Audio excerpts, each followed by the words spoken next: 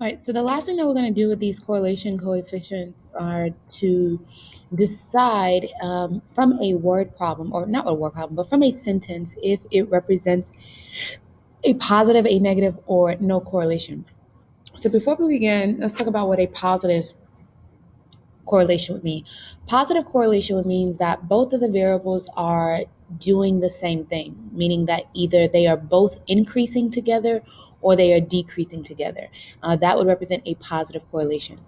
A negative correlation means that the variables are doing the opposite. While one is increasing, the other is decreasing, and vice versa.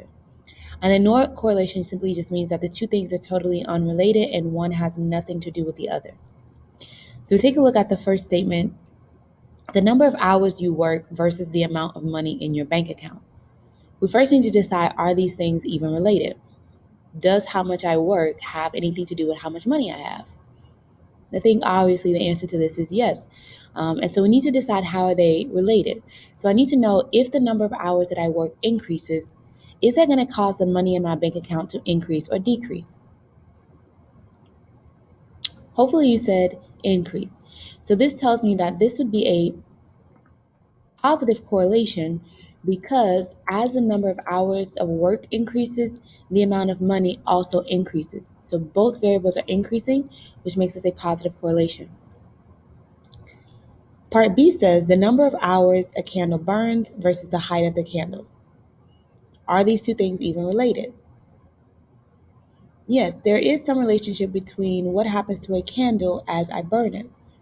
So the number of hours that a candle burns is going to increase, because time can only go forward, not backwards.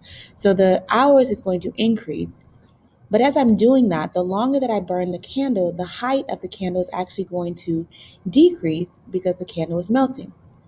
So this would represent a negative correlation, because the hours is increasing, but the height is decreasing, thus a negative relationship. Part C, the number of students at Aldine versus the number of games the Texans win. Well, clearly you may be scratching your head, because these things are totally unrelated. There's no relationship between these two things. There's nothing that proves or shows that if we have perfect attendance, the Texans will get a win, or if we have poor attendance, the Texans will lose. The two things are just simply not related, and so this would be considered no correlation.